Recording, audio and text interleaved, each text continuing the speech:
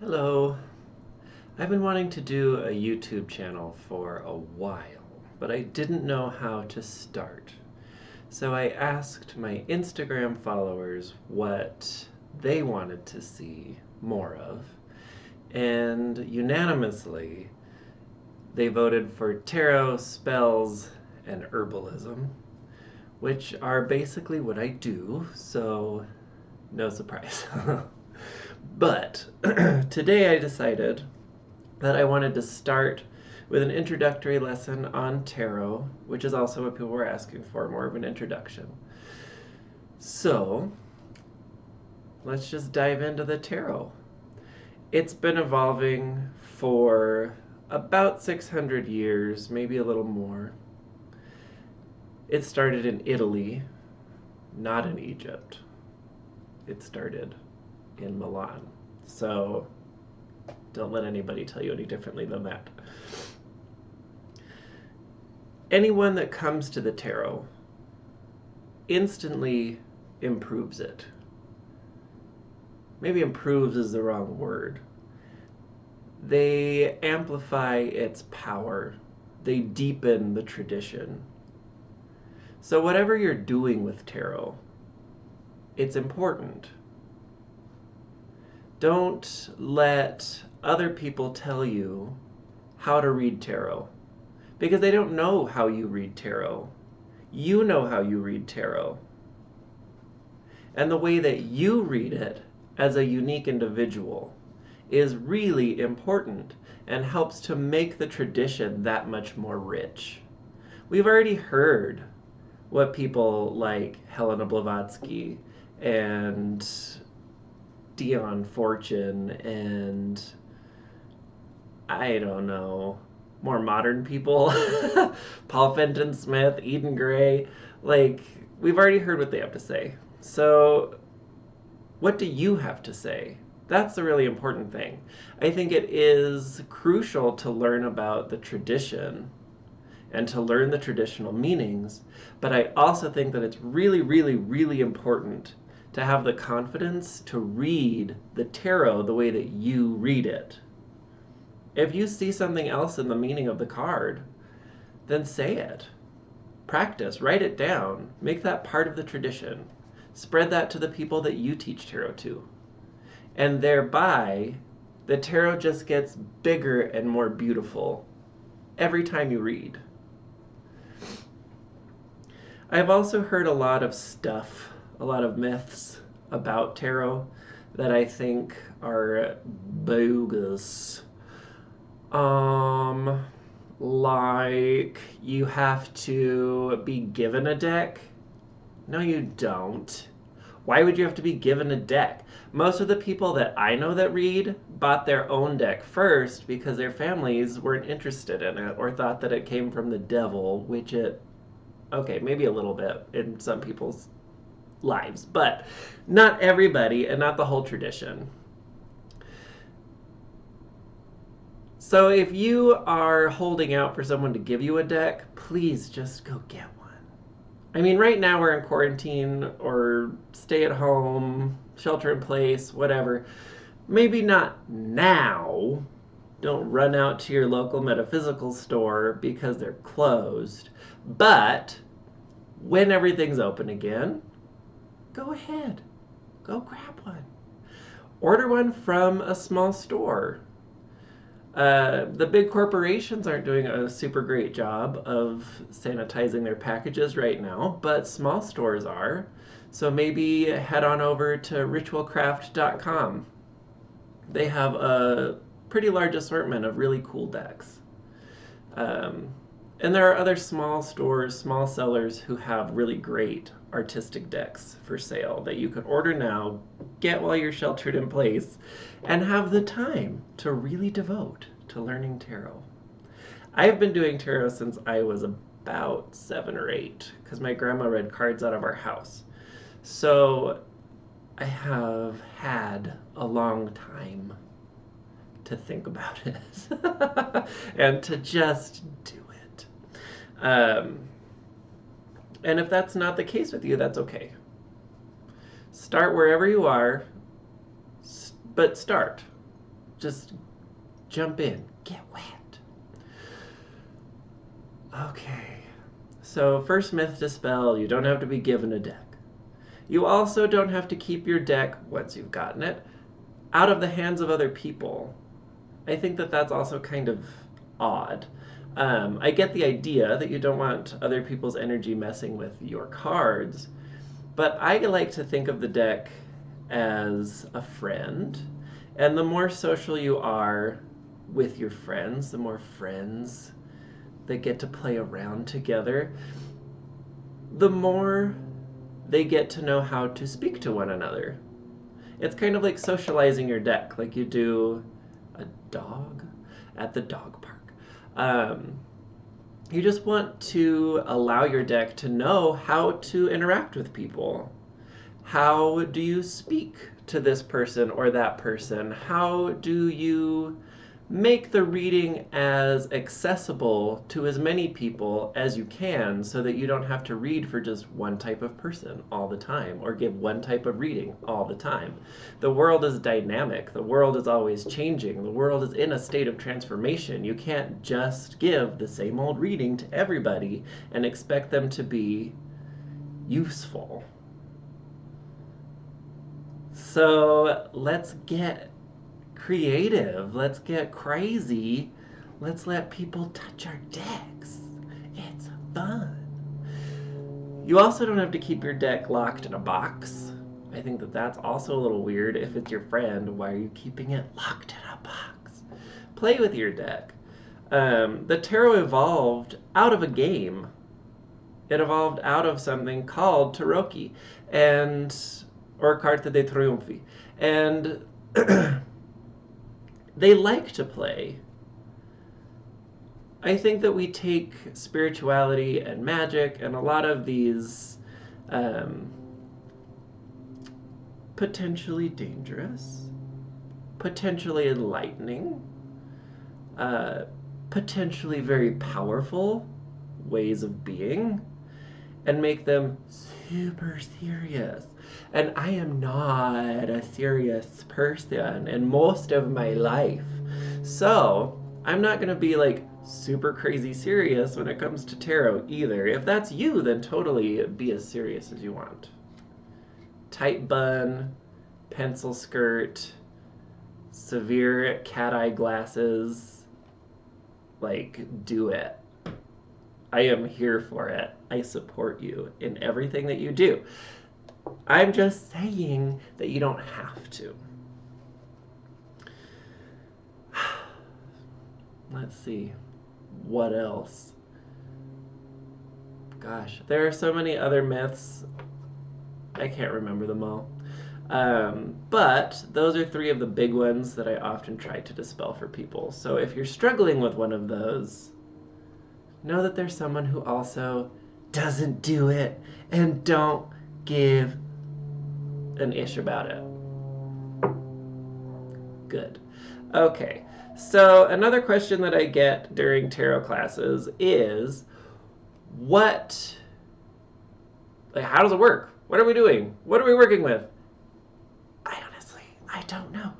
But what I can tell you is that the tarot acts kind of like a radio picking up on vibrational frequencies that it will then broadcast in the best way that it can to tell you what is toward your highest good right now.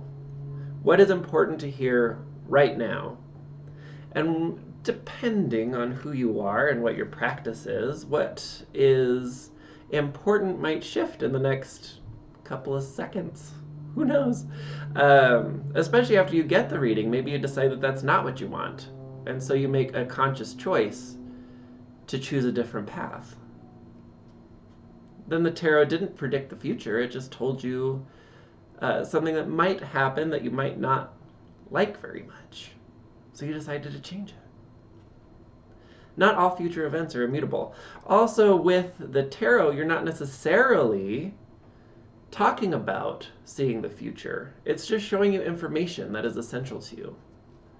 So that could be, you are being a dick. Stop.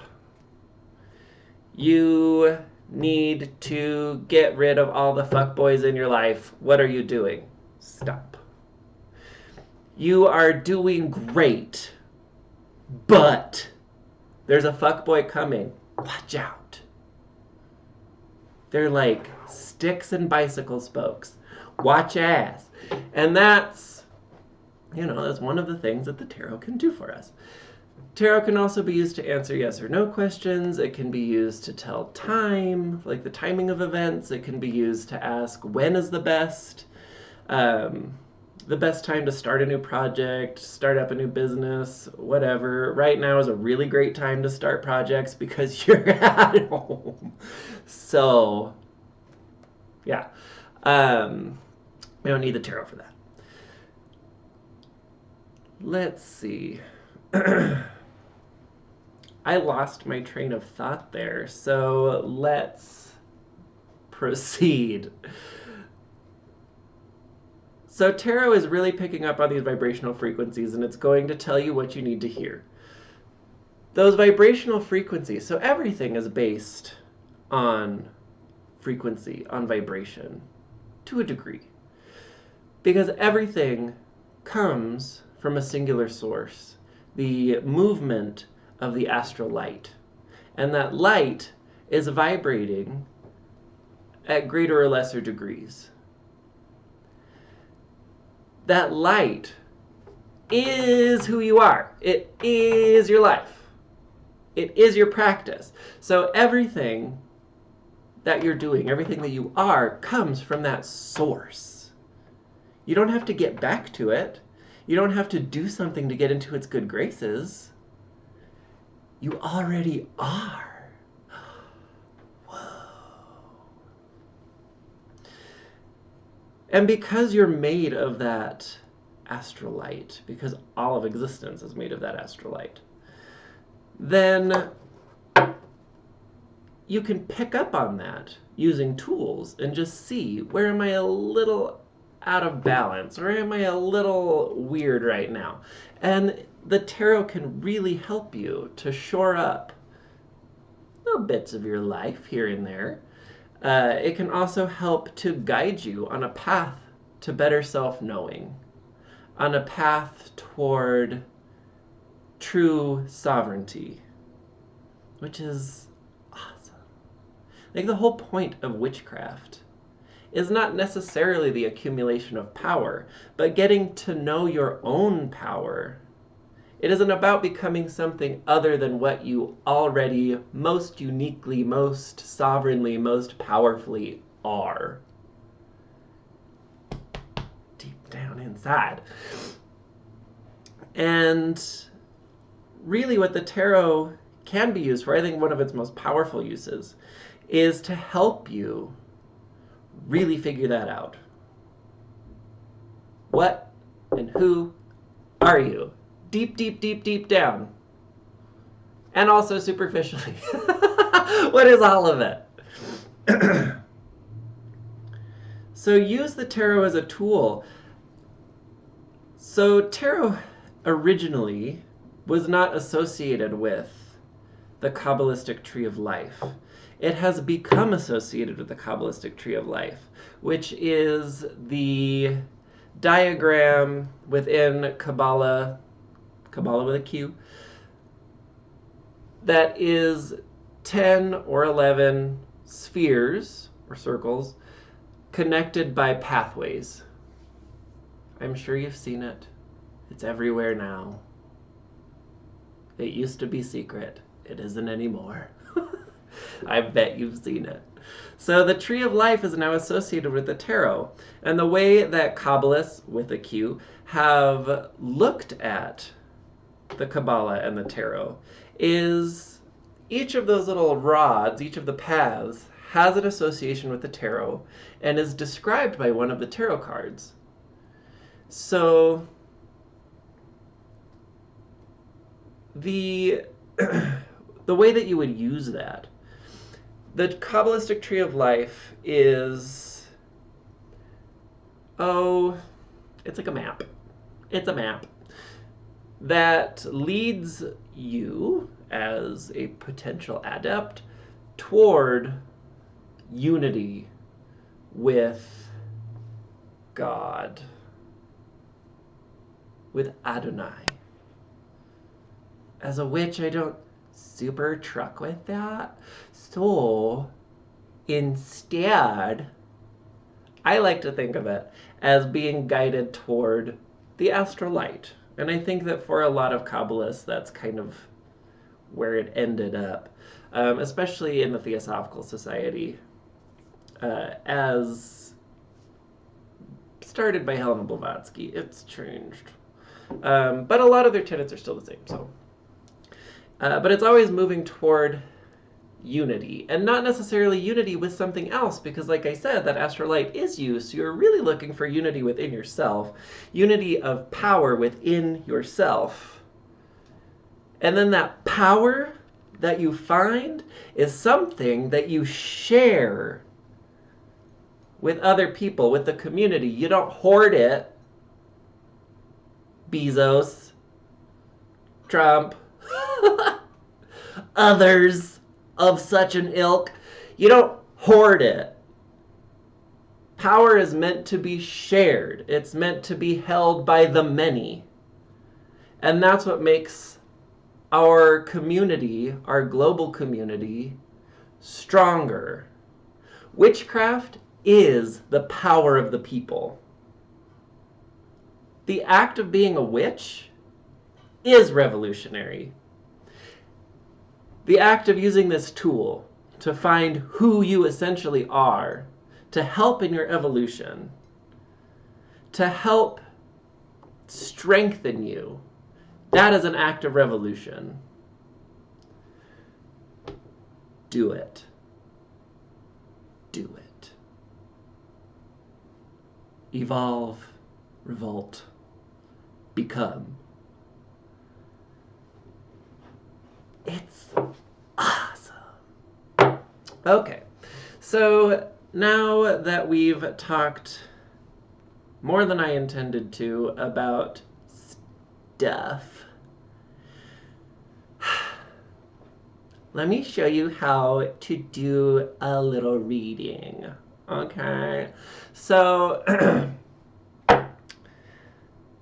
yesterday I had someone ask me if I would pull a card for that person,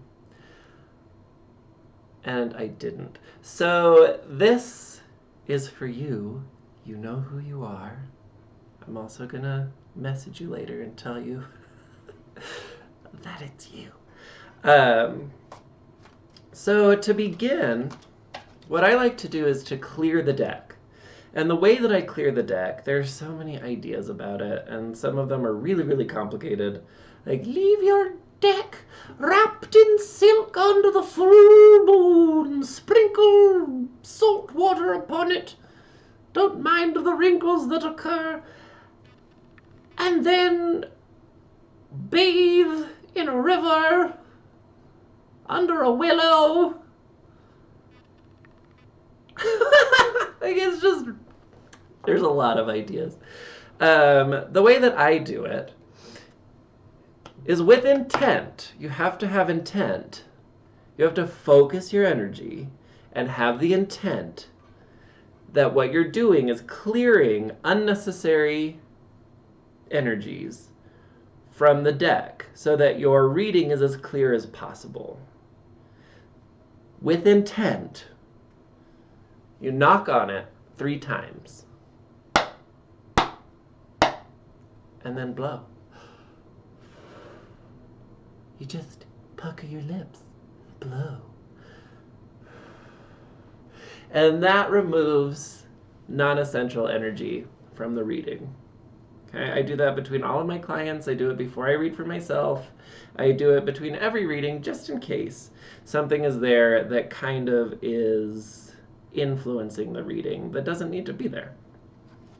You can also use a pendulum and hold your pendulum over the deck and let it begin to swing and just see what it says.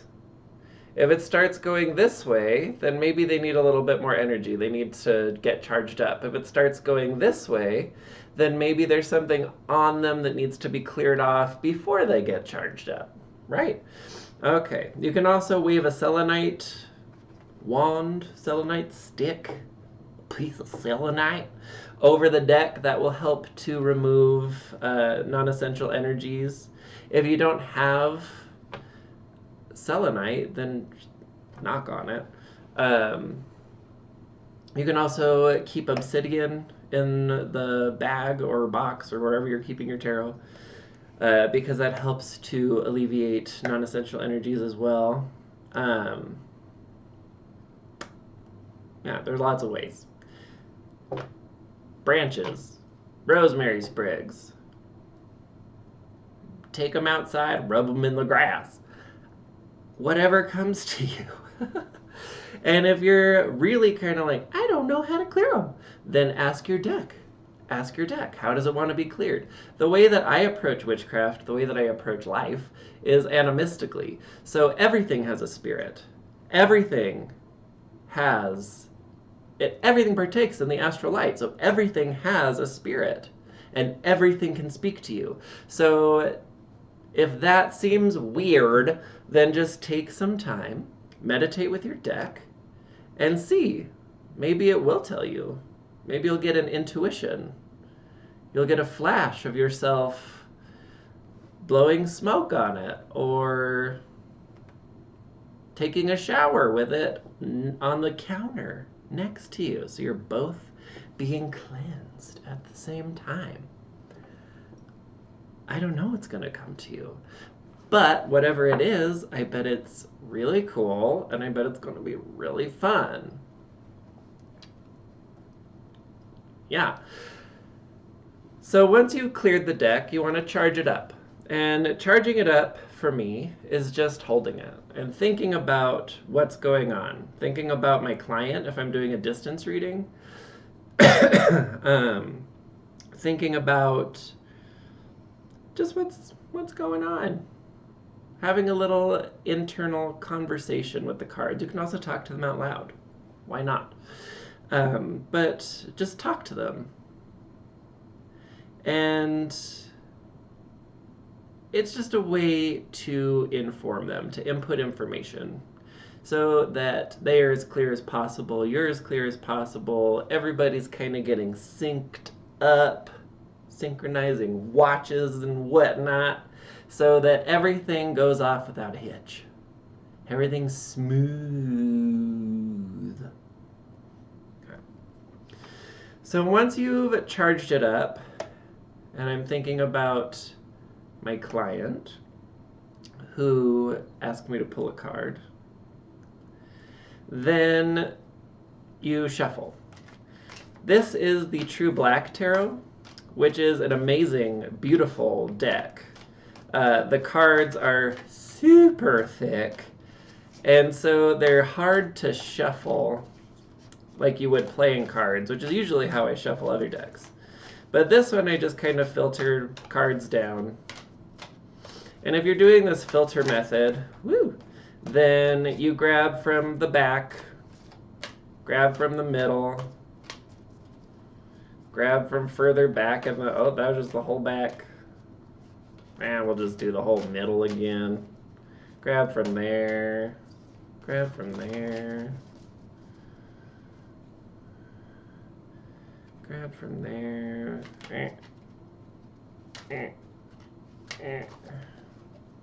I hope you can see everything I'm doing. Okay, so once you've shuffled and you feel that it's a complete shuffle, then what I do is cut the deck. You don't have to, but I like to cut the deck. And then I look at the card on the bottom, which here is the Page of Wands reversed. Look at that. Aren't those freaking lovely? That's a beautiful card.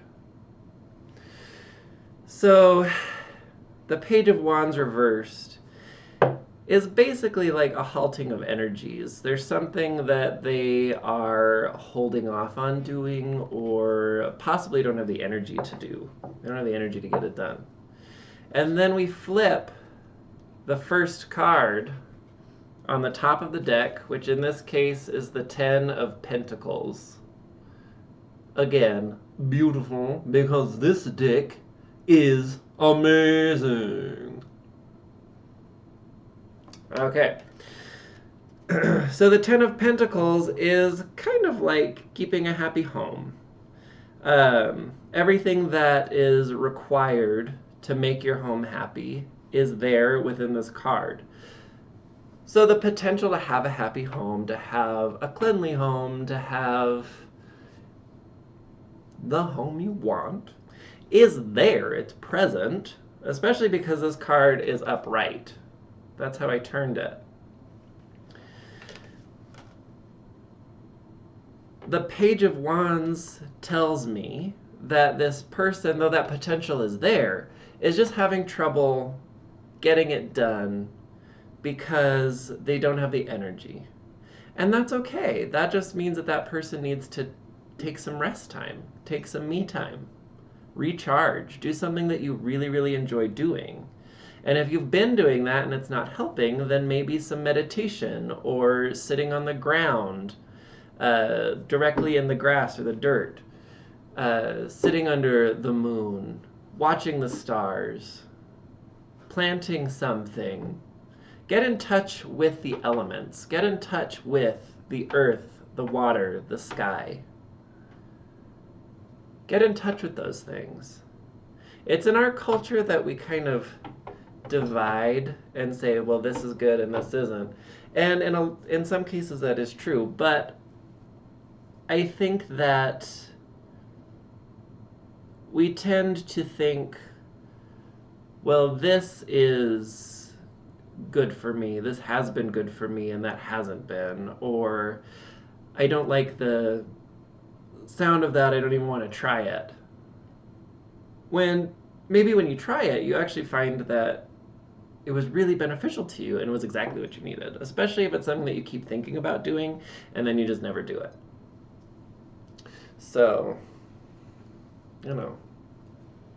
you do you, but that's my advice. One thing about flipping cards, really you can flip them however you want. A lot of books, and the way that I do it, say to flip side to side so that in the deck, if it was upright, when you flip it, it'll be upright. But I have a friend who does really awesome tarot readings, and she flips them like that. So in her reading, that would have been an upside down or reversed Ten of Pentacles, which would have a completely different spin. That's how she reads, and it works for her. This is how I read, and it works for me. If you're someone who does it like that, and flips from the top, okay. If it works for you, then great. So another thing that you can do with these tarot cards, now we're moving forward. That was the card I pulled from my client. I will tell that person later. So say I've pulled another card. This is the Magician reversed. But I don't know what that means. It's like a gobbledygook to me. I don't know. That makes no sense to what I asked. What I do is just kind of feel through the deck. Where's a good card that will clarify this card for me? And here we have the Seven of Wands, which is a card about deceptions, obfuscating the truth. When it's upright, it's usually an external source, but that's not necessarily always true. In this case, I would say that it's more the energy of the situation that is leading to a deception, possibly of self, that would indicate that, if I was reading for myself, my ability to manifest in my life, my ability to direct energies, my ability to remain intentional is at risk because of deceptions. So please, please Don't take that as a conspiracy theory. I can hear conspiracy theory in there. It's not. Okay. So, I think that's good for an introductory tarot video. I also don't want to like overdo it, and I'm pretty sure I did. So, thank you for tuning in and joining me on this lovely Tarot Tuesday. So I'm going to upload it tomorrow. Thank you, Lotus Eater, for that suggestion. Hopefully going forward we'll be doing this on Tuesdays. I'm not always the best at maintaining a strict schedule, but I'm gonna do my best. I'm gonna get videos up on YouTube about tarot, spells, runes, other types of divination that I do, spellcraft. I definitely want to be doing both medicinal and magical herbalism and teaching you guys about wort cunning. We could possibly do some more educational stuff about hedgecraft, which is sending forth of the spirit, which might actually be really useful during this little shelter in place period of our lives. It is fun to go out into the ethers and have little adventures. So maybe that'll be something we get into. I'm not promising that, but maybe. Anyway, thank you so much for having joined this video. Like and subscribe this channel, and I do have a Patreon. I don't know how that all works, but I will put up a link so that you can potentially, maybe, if you can, be a patron so that we can keep these videos going and I don't, starve to death. So, thanks. Have a great day.